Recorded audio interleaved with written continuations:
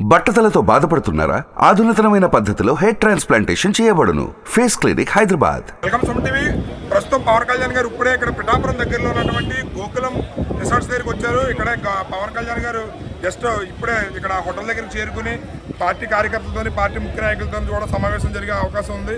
4:30 నుంచి సాయంత్రం 6:30 మధ్యలో చేబ్రోలులో రామాలయం దగ్గర ఉన్నటువంటి ప్రాంతంలో వారాహికి సంబంధించి ప్రచార సభ అనేది సాయంత్రం 4:30 నుంచి ప్రారంభం కాబోతుంది. దీనిలో భాగంగానే మధ్యాహ్నం 1 గంట ఆ ప్రాంతంలో హెలీప్యాడ్ గొల్లప్రోలు దగ్గర ఆగి అక్కడి నుంచి ఆయన పిఠాపురం తెలుగుదేశం పార్టీ నాయకులైనటువంటి మాజీ ఎమ్మెల్యే ఎస్వీఎస్ఎన్ వర్మ గారి ఇంటికి చేరుకోవడం, అక్కడి నుంచి ఇప్పుడు పిఠాపురం దగ్గరలో ఉన్నటువంటి పవన్ కళ్యాణ్ గారికి ఇక్కడ బస్సు ఏర్పాటు చేయడం జరిగింది. గోకులం గ్రాండ్ దగ్గరికి ఇప్పుడే పవన్ కళ్యాణ్ గారు చేరుకున్నారు. దీనిలో భాగంగా ఇక్కడ జనసేన నాయకులు కానీ, జనసేన కార్యకర్తలు కానీ భారీ ఎత్తున సందడి వాతావరణం నెలకొంది.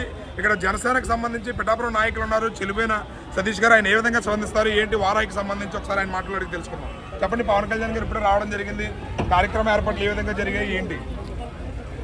ఇక్కడ పవన్ కళ్యాణ్ గారు 4 రోజులు మన పిఠాపురంలో పర్యటించడం జరుగుతుంది. అయితే మాకు తెలిసి సంక్రాంతికి ఉన్నంత హడావుడి పిఠాపురం పట్టణంలో కానీ చుట్టుపక్కల మండలాల్లో కానీ ఉండడం జరిగింది.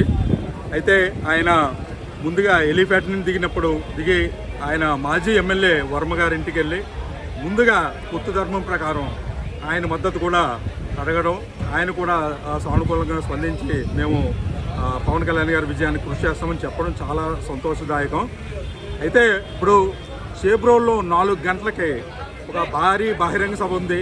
దానికి తగిన ఏర్పాట్లన్నీ జరిగాయి. ఎక్కడెక్కడి నుంచో కొన్ని లక్షలాదిగా జనం అక్కడికి చేరుకున్నారు. పవన్ కళ్యాణ్ గారు ఇవాళ చూస్తున్న జనసంద్రోహం చూస్తే 1,00,000కు పైగా ఓట్ల మెజార్టీతో నెగ్గడం అయితే ఖాయం.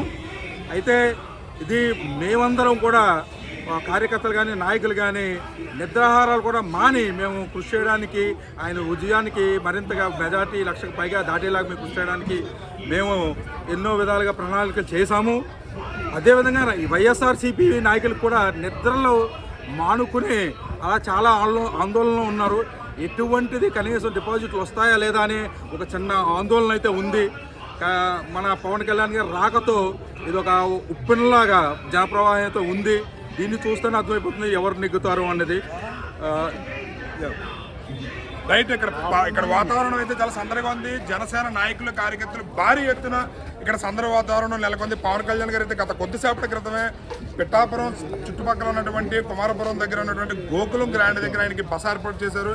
ఇక్కడే ఆయన 2 నెలల పాటు ఉండే అవకాశాలు, ఇక్కడి నుంచి ఆయన ఎన్నికల ప్రచార కార్యక్రమాలు కూడా పర్యవేక్షించనున్నారు. దీనిలో భాగంగానే వారాహికి సంబంధించి పవన్ కళ్యాణ్ గారు ఈ రోజు నుంచి 2వ తారీఖు వరకు కూడా పిఠాపురం షెడ్యూల్ కేటాయించడం జరిగింది. సాయంత్రం 4 గంటలకి పిఠాపురం పురుహూతిక అమ్మవారి దగ్గరికి వెళ్ళి అక్కడ వారాహి వాహనానికి సంబంధించి పూజా కార్యక్రమాల్లో పాల్గొని అక్కడి నుంచే వారాహి ప్రచారానికి సంబంధించి చేబ్రోలు గ్రామం బయలుదేరి 4:30 నుంచి ప్రచార కార్యక్రమంలో పాల్గొంటారు. కెమెరామెన్ వెంకటేష్తో శ్రీనివాస్.